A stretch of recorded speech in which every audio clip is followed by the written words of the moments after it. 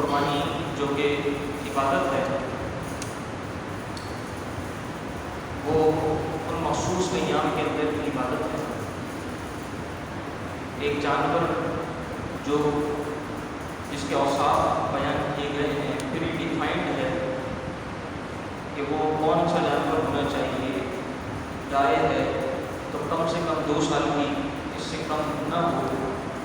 بکرا ہے تو کم سے کم 1 سال کا، اس سے کم نہ ہو۔ اور اونٹ ہے تو کم سے کم 5 سال کا، اس سے کم نہ ہو۔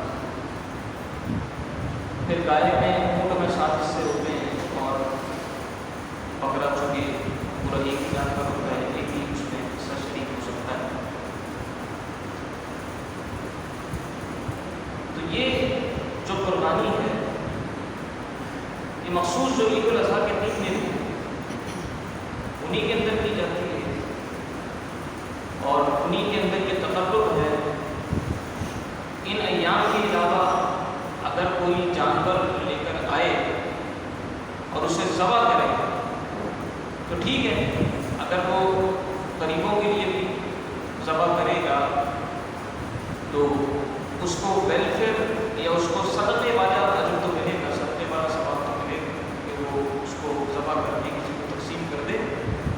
لیکن جو قربانی عبادت ہے، جو قربانی تقرب ہے، وہ صرف اور صرف ان 3 دنوں کے اندر کی ہے۔ اس سے معلوم یہ ہوتا ہے کہ دین متین میں جو کچھ بھی ہے وہ صرف اور صرف اللہ اور اس کے رسول کی اطاعت ہے، اور اللہ اور اس کے رسول کی جو ہے فرما برداری ہے۔ اللہ کے محبوب بندوں کی ادائیں ہیں۔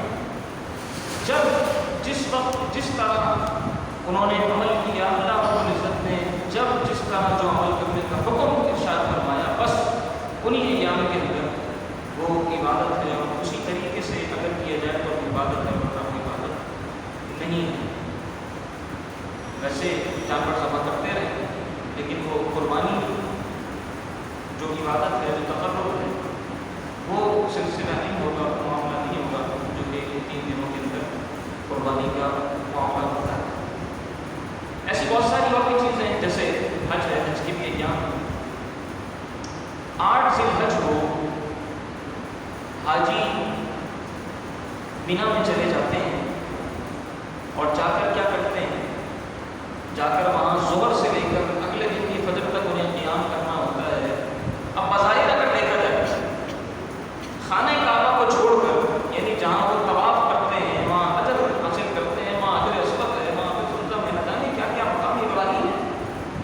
وہ خود مسجد حرام ہے جس کے اندر ایک نماز کا ثواب 1 لاکھ نمازوں کے برابر ہے۔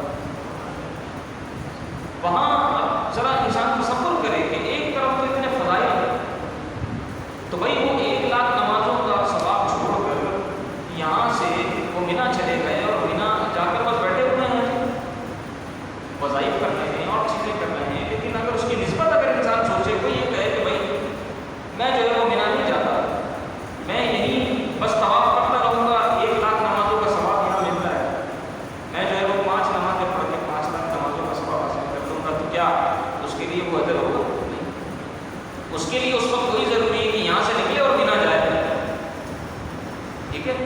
تو جس وقت جو ادا محبوب کی ہے اس وقت اس ادا کو بنانے کا نام ہی عبادت ہے۔ اپنی عمل، اپنی عقل استعمال نہیں کی جاتی۔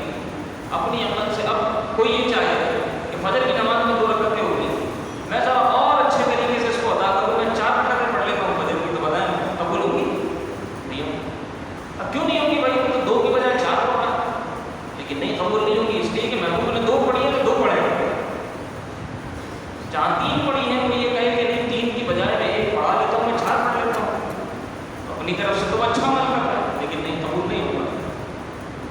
جتنا کیا ہے، جیسا کیا ہے، جب کیا ہے، بس اس طریقے پر عمل کرنا وہ تقرب ہے، وہ عبادت ہے۔ بالکل اسی طریقے سے حضرت ابراہیم علیہ نبینا وعلیہ السلام اور حضرت اسماعیل علیہ نبینا وعلیہ السلام کی جو ادا ہے قربانی انہی دنوں میں اسی صورت میں، اسی نیت کے اندر وہ عبادت ہے۔ قرآن کریم کہتا ہے وَصَلِّ لِرَبِّكَ وَانْحَرْ،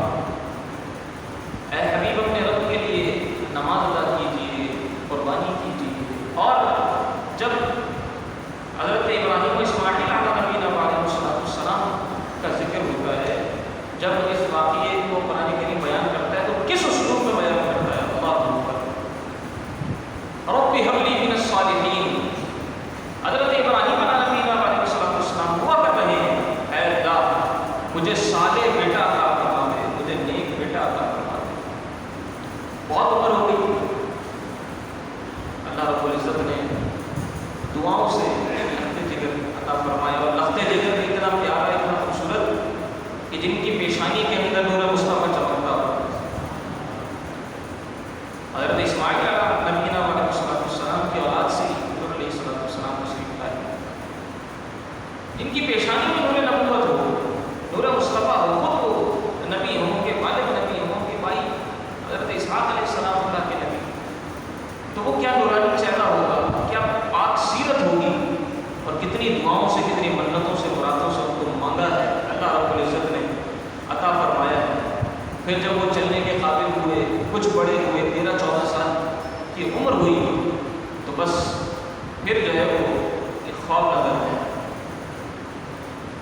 تو اس خواب میں یہ تھا کہ آپ حضرت ابراہیم علیہ السلام نے دیکھا کہ میں اپنے بیٹے اسماعیل کو ذبح کر رہا ہوں. بس سمجھ گئے کہ ابھی اللہ رب العزت کی طرف سے حکم ہے، کیونکہ انبیاء کے جو خواب ہوتے ہیں وہ بھی وہی ہوتے ہیں.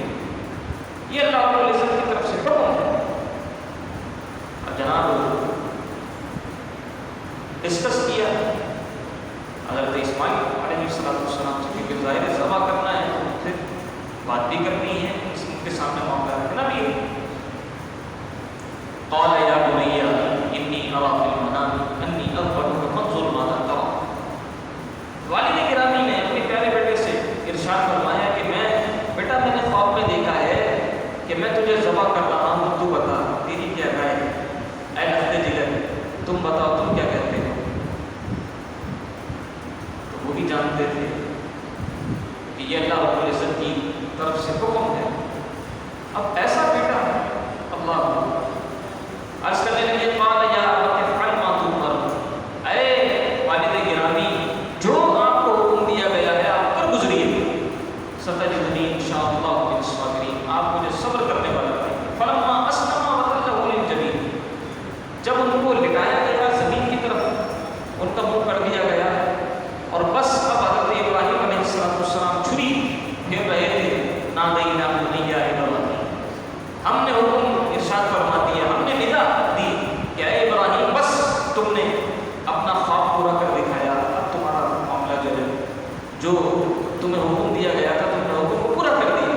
قد صدقت الرؤیا. خواب تم نے سچا کر دکھایا. انا کذالک نجزی المحسنین.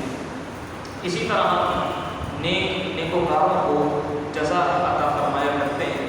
حضرت اسماعیل علیہ السلام کی جگہ بیٹا آ گیا اور پھر وہ بیٹا جو ہے وہ ذبح ہو گیا. اور آج تک وہی یاد حضرت اسماعیل علیہ السلام کو جو ذبح کیا گیا تھا اس کی یاد منائی جا رہی ہے. اب لوگ عقل کے گھوڑے دوڑاتے ہیں، لوگ عقل کے گھوڑے دوڑاتے ہیں. یہ قربانی کیوں کی جا رہی ہے؟ یہ قربانی کیوں کی جا رہی ہے؟ کیا فائدہ ہے؟ معاذ اللہ لوگ یہ بھی کہتے ہیں آپ کو نظر آئیں گے کہ بھائی اتنے تم جانور لے کر آتے ہو، اتنے جانوروں کو تم ذبح کرتے ہو اور اتنا پیسہ تم اس میں لگاتے ہو، اتنے پیسے سے تم جو ہے وہ کوئی اور کام کر لو. جیسے آج کل وہ سوال کر بھی رہے ہیں، وہ تو خیر ان کا سوال ہے اور وہ سوالیہ انداز میں ہی کہہ رہے ہیں کہ اس وقت جو حالات ہے بھائی اگر ہم یہ پیسہ جو قربانی پر لگا رہے ہیں یہ پیسہ اٹھا کر اگر ہم کسی غریب کی مدد کرتے ہیں، ہمارے بھائی ہیں، ہماری بہن ہیں یا اور کوئی ہے، وہ اس وقت جو ہے وہ مفلس ہے، تندرست ہے، ہم کسی کی مدد کرتے ہیں، تو کیا یہ ممکن ہے؟ نہیں. قربانی کے ایام میں جس پر قربانی لازم ہے اس نے قربانی ہی کرنی ہے اور کوئی کام نہیں کرے گا، اس نے قربانی ہی کرنی ہے. وہ حادثے کے لیے انشاءاللہ فضائل کے حوالے سے ہم پیش کریں گے. حدیث شریف میں آتا ہے کہ قربانی کے دنوں میں جو روپیہ اللہ کی راہ میں خرچ کیا گیا یعنی خون جو بہایا گیا اس سے پیارا کوئی روپیہ نہیں ہے.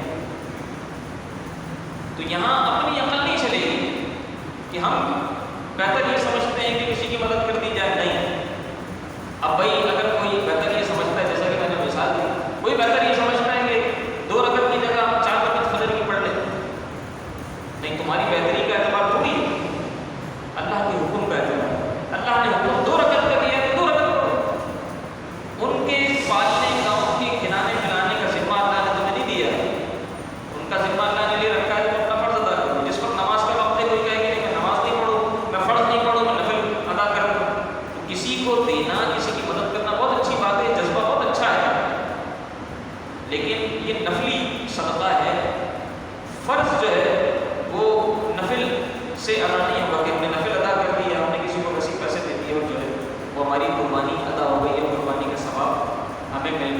دیکھیں کہ یہاں بہت سارے لوگ ہیں صاحبان اولاد بھی ہوں گے، اولاد سے جتنی محبت ہوتی ہے انسان کو، اولاد کے لیے انسان اپنی جان کی بازی لگا دیتا ہے، اپنا سارا مال لٹا دیتا ہے، اولاد کی تکلیف نہیں دیکھ سکتا۔ حضرت ابراہیم علیہ السلام نے یہ نہیں پوچھا اللہ تعالیٰ سے کیوں نہیں کہا کیوں۔ صحابہ کرام علیہ السلام کی آپ سیرت اٹھا کر پڑھیں، صحابہ کرام کو جو حکم دیا گیا ان کو یہ کہا گیا کہ میدان جہاد میں جانا ہے، جنگ میں جانا ہے، بلکہ صحابہ آپ کو یہی کہتے ہوئے ملیں گے کہ یا رسول اللہ آپ کو ارشاد فرمائیں، آپ فرمائیں کہ ہم اپنے گھوڑے لے کر سمندروں میں اتر جائیں گے، ہم آگ میں کود جائیں گے، ہم آپ کے آگے لڑیں گے، پیچھے لڑیں گے، دائیں لڑیں گے، بائیں لڑیں گے، ہم آپ کی نافرمانی نہیں کریں گے۔ آپ کو یہی کہتے ہوئے نظر ہے، آپ کو فدا کا ابھی مہوی یا رسول اللہ کہتے ہوئے نظر ہے۔ کیوں کا سوال صحابہ کرتے ہوئے نظر نہیں آئے کہ اللہ کے رسول نے فرمایا حج فرض ہے، کیوں نہیں، کیوں نہیں۔ حضرت ابراہیم علیہ السلام کو جب حکم دیا گیا، نہ آپ نے کیوں پوچھا اور نہ حضرت اسماعیل علیہ السلام نے کیوں پوچھا۔ آپ نے حضرت اسماعیل علیہ السلام نے بھی یہ نہیں عرض کی اے والد گرامی یہ اچانک کیا، ایسا کیوں نہیں، کیوں کا سوال نہیں ہے۔ جب حکم ہے تو بس اس کو ادا کرنا ہے، طاعت ہے اس طاعت کو ادا کرنا ہے، بس عقل میں آتا ہو نہ آتا ہو، سمجھ میں آتا ہو نہ آتا ہو، کیوں کا سوال نہیں ہے۔ جو حکم ہے اس کو پورا کرنا ہے۔ جو غلام ہوتا ہے نا وہ اپنے آقا کا صرف حکم دیکھتا ہے اور اس کو پورا کرتا ہے، جو بندہ ہوتا ہے وہ اپنے خالق کا اپنے مالک کا صرف حکم سنتا ہے اور بس وہ یہ دیکھتا ہے کہ اس کو مجھے پورا کیسے کرنا ہے، کیوں کرنا ہے کیوں نہیں کرنا ہے اس کا مسئلہ نہیں ہے، اور نہ اس مسئلے کے اندر اس کو پڑھنا چاہیے۔ اب وہ شیطان آیا، شیطان نے مرغلایا بھی، کئی قسم کے اس میں مساوس ڈالنے کی کوشش کی۔ حضرت بی بی حاجرہ کو وسوسہ ڈالا، حضرت ابراہیم علیہ السلام کو وسوسہ ڈالا کہ تمہارے بڑھاپے کا یہ سہارا ہے، اتنا پیارا بیٹا ہے، بچے کو بھی بھلا کوئی ذبح کرتا ہے، ذرا سوچو تو صحیح، ایک خواب تمہیں آیا تم کہتے ہو اللہ کی طرف سے حکم ہے۔ بھائی اگر اللہ کی طرف سے حکم آنا ہوتا جبرائیل آتے، جبرائیل آ کر تمہیں کہہ جاتے تم اسے اللہ کو سمجھ رہے ہو یہ کیا کرنے جا رہے ہو۔ آپ نے تھوڑی دیر کے لیے بھی نہیں سوچا کہ ہاں غور کرنے کی بات تو ہے، آپ نے پتھر اٹھایا اور اس کو مار دیا، پھر وہ آیا پھر پتھر اٹھایا پھر مار دیا، پھر آیا پھر پتھر اٹھایا مار دیا، 3 بار آپ نے 3 مقامات پہ اس کو پتھر مارا جہاں آج تک لوگ جا کر پتھر مارتے ہیں، رمی جہاں کرتے ہیں نا جا کر پتھر مارتے ہیں حج میں، یہ وہی مقام ہے جہاں حضرت ابراہیم علیہ السلام کا شیطان نظر آیا اور آپ نے پتھر مارا۔ بھائی آج تو وہاں شیطان نہیں ہے، آج تو وہاں پلٹ بنے ہوئے لوگ جا کر پلٹ کے اوپر پتھر مارتے ہیں، تو آج تم کس کو پتھر مارتے ہو؟ یہاں تو شیطان نہیں ہے، یہاں تو شیطان نہیں ہے، یہ کس کو پتھر مار رہے ہو؟ بس یہ اس واقعے کی یاد تازہ کرنا ہے جو خلیل اللہ علیہ السلام کے ساتھ پیش آیا تھا۔ آپ نے پتھر مار دیا تھا تو بس اب قیامت تک اتنے لوگ حج کرتے رہیں گے مسلمان تو وہاں پتھر مارتے رہیں گے، محبوبوں کی یادیں تازہ کرنا ہے۔ تو یہ قربانی بھی جو ہے وہ محبوب کی یاد ہے، اس کو تازہ کرنا ہے۔ حضرت ابراہیم علیہ السلام کی سنت ہے، امت محمدیہ کے لیے اس کو مشہور کیا گیا ہے، امت محمدیہ اس کو ادا کرتی ہے۔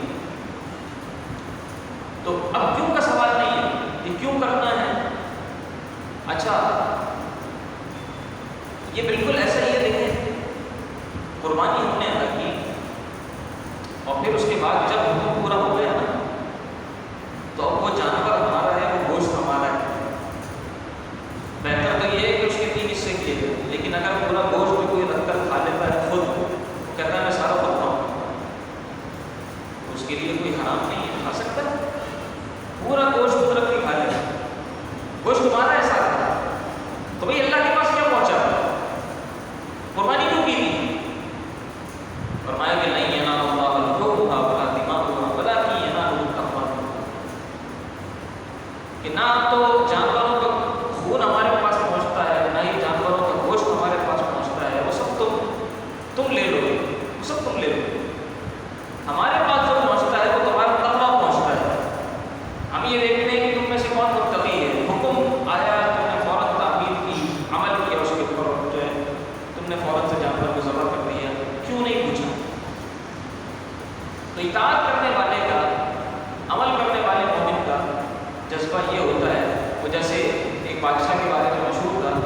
کہ اس کے پاس جب کوئی تحفہ لے کر آتا تھا تو وہ جو ہے صرف ہاتھ لگا دیا کرتا تھا، جس کے تحفے کو اس نے ہاتھ لگا دیا بس اس نے قبول کر لیا، پھر کہتا تھا لے جاؤ، بس میں نے لے لیا، میں نے قبول کر لیا۔ تو یوں سمجھیں کہ ہم نے اللہ کی بارگاہ میں قربانی پیش کی، اے اللہ تیری بارگاہ میں قربانی کی، وہاں سے جواب آیا کہ تم کھا لو، یہ گوشت تمہارا ہے تم لے لو۔ تو ہمارا تو کچھ بھی نہیں گیا، ایک عمل کا ثواب مل گیا، ایک اجر مل گیا۔ اچھا ویلفیئر بھی ہے، تقسیم کریں زیادہ سے زیادہ وہ لوگ کے جن کے گھروں میں گوشت نہیں پہنچا ان کو گوشت کھلائیں، ان کو گوشت پہنچائیں، ان سے دعائیں حاصل کریں۔ یہ ایسی زبردست عبادت ہے کہ جب انسان جانور کے گلے پر چھری چلا رہا ہو تو اس وقت تصور کرے کہ یہ صرف میں جانور کے گلے پر چھری نہیں چلا رہا بلکہ اپنے نفس کے گلے پر بھی چھری چلا رہا ہوں، میں اپنے نفس کو بھی ذبح کر رہا ہوں، میں اپنی خواہشات کو ذبح کر رہا ہوں۔ حضور علیہ السلام نے جو قربانی ادا فرمائی، صحابہ کرام قربانی ادا کرتے رہے، بڑے فضائل ہیں قربانی کے۔ ابو داؤد کی، ترمذی کی، ابن ماجہ کی روایت ہے، حضرت ام المؤمنین عائشہ صدیقہ رضی اللہ تعالی عنہا طیبہ طاہرہ حدیث شریف کی راوی کہتی ہے کہ حضور اکرم صلی اللہ تعالی علیہ وسلم نے فرمایا 10ویں ذی الحج ابن آدم کا کوئی بھی عمل خدا کے نزدیک خون بہانے سے زیادہ پیارا نہیں ہے، اور وہ جانور قیامت کے دن اپنے بالوں کے ساتھ، اپنے کھروں کے ساتھ، اپنے سینگ کے ساتھ آئے گا، اور قربانی کا خون زمین پر گرنے سے قبل ہی اللہ کے نزدیک مقام قبول کو پہنچ جاتا ہے، قبول ہو جاتا ہے۔ زمین پر اس کا خون ابھی گرتا نہیں ہے، وہ اللہ کے نزدیک قبول ہو جاتا ہے۔ پھر جو ہے وہ اللہ کے رسول نے فرمایا لہٰذا خوش دلی سے قربانی کیا کرو۔ امام طبرانی نے حدیث شریف ذکر کی، حضرت امام حسن رضی اللہ عنہ کی روایت ہے کہ حضور علیہ السلام نے ارشاد فرمایا کہ جس نے خوش دلی سے طالب ثواب ہو کر قربانی کی تو وہ قربانی قیامت کے دن جہنم کی آگ سے حجاب بن جائے گی، وہ جہنم کی آگ میں جانے نہیں دے گی اس کو جس نے قربانی کی خوش دلی سے طالب ثواب ہو کر۔ ریاکاری والی قربانی نہیں، ریاکاری والی قربانی نہیں، دکھاوے والی قربانی نہیں، خوش دلی سے اجر کے لیے، اللہ کی رضا کے حصول کے لیے جس نے قربانی کی۔ اور جو استطاعت ہونے کے باوجود بھی قربانی ادا نہ کرے اس کے لیے بڑی سخت ہوئی۔ امام ابن ماجہ نے حدیث ذکر کی، حضرت ابو ہریرہ رضی اللہ عنہ حدیث کے راوی ہیں کہ حضور اکرم صلی اللہ تعالی علیہ وسلم نے ارشاد فرمایا کہ جس میں وسعت ہو، گنجائش ہو، استطاعت ہو اس کے باوجود بھی وہ قربانی نہ کرے تو اللہ کے رسول نے فرمایا وہ ہماری عیدگاہ کے قریب نہ آئے۔ اللہ وہ ہماری عیدگاہ کے قریب نہ آئے۔ لوگ عیدیں بہانے کرتے ہیں کہ نہیں یار پیسے نہیں ہیں، اللہ کی راہ میں دیا کس نے؟ بھائی اللہ نے دیا ہے، تم ہوتے کون؟ ہم ہوتے کون ہیں؟ ہم کہاں سے کما کر لائیں اگر اللہ ہمارے لیے اسباب پیدا نہ کرے؟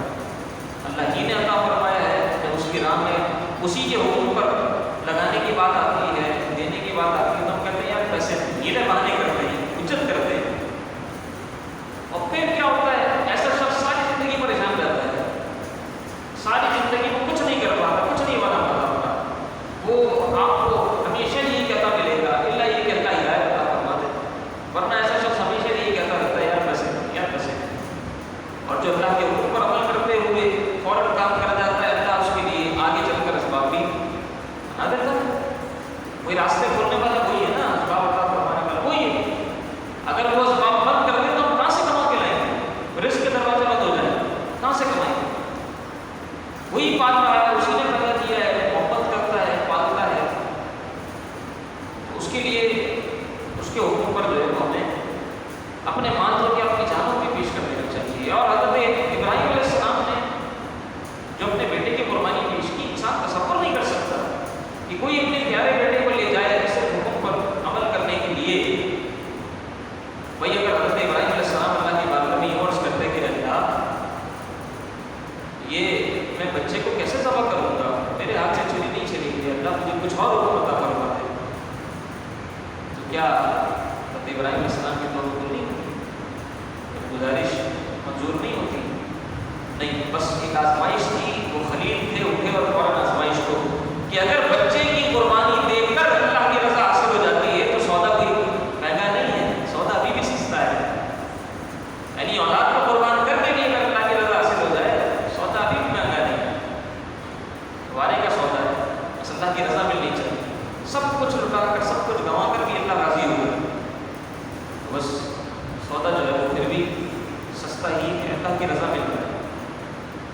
امام ابن ماجہ نے حدیث شریف ذکر کی حضرت زید بن ارقم رضی اللہ تعالیٰ عنہ حدیث کے راوی ہیں۔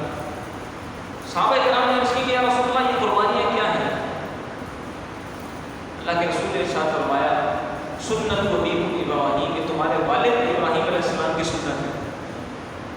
اور پھر جو ہے وہ سوال کیا کہ یا رسول اللہ فما لنا فیہا یا رسول اللہ، ہمارے لیے اس میں کیا اجر ہے؟ تو اللہ کے رسول صلی اللہ علیہ وآلہ وسلم نے ارشاد فرمایا بکل شعرۃ حسنہ، ہر بال کے بدلے میں نیکی، قربانی کے جانور کے ہر بال کے بدلے میں نیکی۔ کتنا اجر مل جائے گا؟ ہم اپنے سر کے بال شمار نہیں کر سکتے، قربانی کے جانور میں کتنے بال ہوتے ہیں، اس کے دم پر، اس کے جسم پر کتنے بال ہوتے ہیں، ہر بال کے بدلے نیکی ملے گی، تو کتنی نیکیاں جو ہے وہ ہمارے پاس جمع ہو جائیں گی۔ حضرت امام مسلم نے حدیث شریف ذکر کی، اللہ کے رسول صلی اللہ علیہ وآلہ وسلم نے حکم فرمایا، اما عائشہ حدیث شریف کی راوی ہے، اللہ کے رسول نے ارشاد فرمایا کہ بیٹا لے کر آؤ جو سینگ والا ہو، سیاہی میں چلتا ہو، سیاہی میں بیٹھتا ہو، سیاہی میں دیکھتا ہو، یعنی اس کے پیر سیاہ ہو، اس کا پیٹ سیاہ ہو اور اس کی آنکھیں سیاہ ہوں، ایسا مینڈا لے کر مینڈا لایا گیا۔ اللہ کے رسول نے چھری تیز کی اور پھر جو ہے حضور علیہ السلام نے چھری سے جو ہے اس مینڈے کو ذبح کروایا، اس مینڈے کو لٹایا اور بسم اللہ کی اللہ اکبر پڑھ کر اللہ کے رسول نے ذبح فرمایا۔ اور پھر اس کے بعد اللہ کے رسول نے پڑھا کہ اللہم تقبل من محمد و آل محمد و من امت محمد، کہ اللہ اس مینڈے کو محمد کی جانب سے، آل محمد کی جانب سے اور امت محمد کی جانب سے قبول کرو۔ تو اتنا خیال کہ قربانی بھی کرتے ہیں تو امت کو نہیں بھولتے، اتنا خیال ہے امت کا اور اتنے قریب ہے وہ آپ کا، اتنی محبت فرماتے ہیں۔ اور اللہ رب العزت نے اختیارات کیسے عطا فرمائے۔ حضرت بردہ رضی اللہ تعالیٰ عنہ وہ حضور علیہ السلام سے پہلے قربانی کر چکے تھے، جب اللہ کے رسول خطبہ ارشاد فرما رہے تھے کہ اب ہم نماز ادا کریں گے، اس کے بعد ہم قربانی کریں گے، تو وہ حضرت بردہ کھڑے ہوئے، انہوں نے عرض کی کہ یا رسول اللہ میں تو قربانی کر چکا ہوں۔ اچھا ان کا خیال یہ تھا کہ عید کا دن ہے، میں جب قربانی کرنی ہی ہے، حکم آ گیا ہے قربانی کرنے کا، تو میں جلدی سے قربانی کر لیتا ہوں اور جو ہے وہ لوگوں میں گوشت تقسیم کر دوں گا تاکہ ان کے اچھا کھانا بن جائے۔ تو اللہ کے رسول نے ارشاد فرمایا کہ چلو تم نے قربانی کر لی ہے، تمہارے پاس کچھ اور ہے؟ تو انہوں نے عرض کی کہ یا رسول اللہ ایک 6 ماہ کا بچہ ہے، بکرے کا 6 ماہ کا بچہ ہے۔ تو اللہ کے رسول نے فرمایا کہ تم اسی کی قربانی کر لینا، لیکن تمہارے علاوہ کسی اور کے لیے اتنے چھوٹے بچے کی قربانی کرنا جائز نہیں ہوگا۔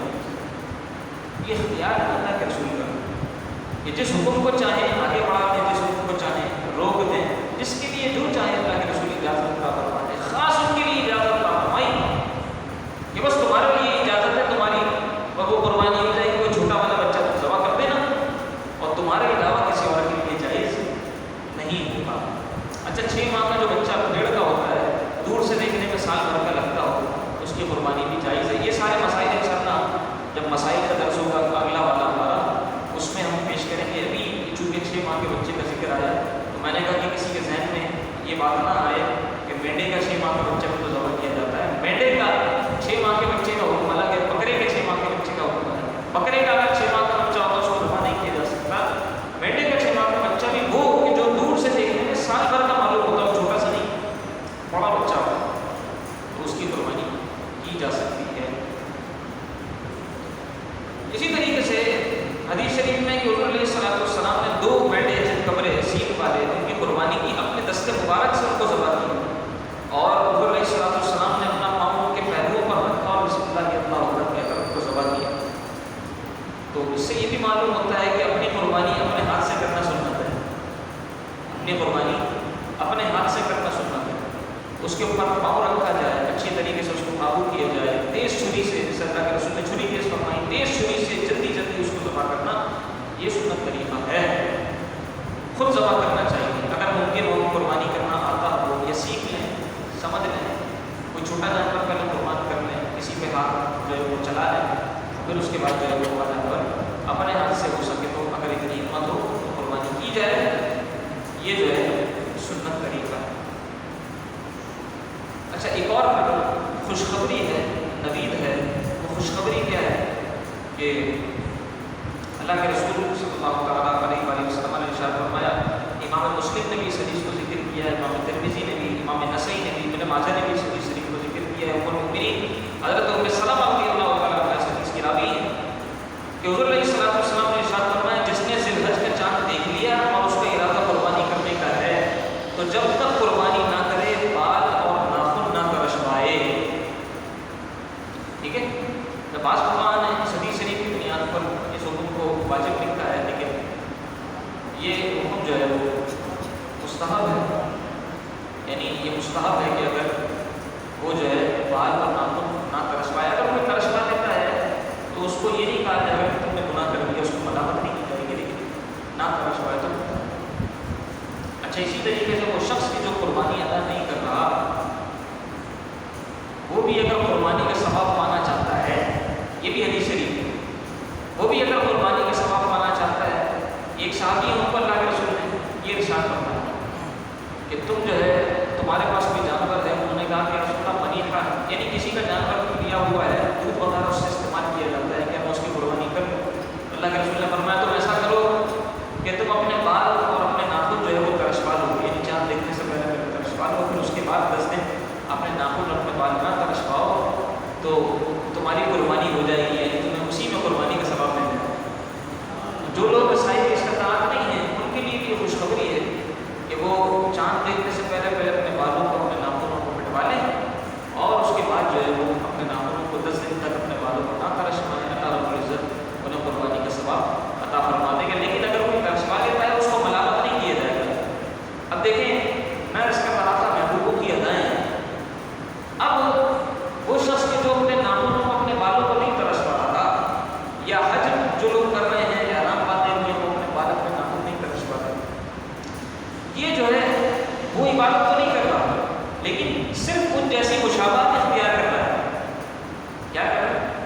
ان جیسی مشابہت، ان کی مشابہت اختیار کر رہا ہے کہ اللہ میں نے ان کی مشابہت اختیار کر لی ہے، حقیقت تو اسے کر دے، میں صورت لے کر آیا ہوں، تیرے محبوب بندوں کی مشابہت لے کر آیا ہوں، حقیقت تو اسے کر دے، میں صورت لے کر آیا ہوں، میں مشابہت ان کی بنا کر آ گیا ہوں، تو جو ہے وہ اسی کی بنیاد پہ مجھے قربانی کا ثواب عطا ہوگا.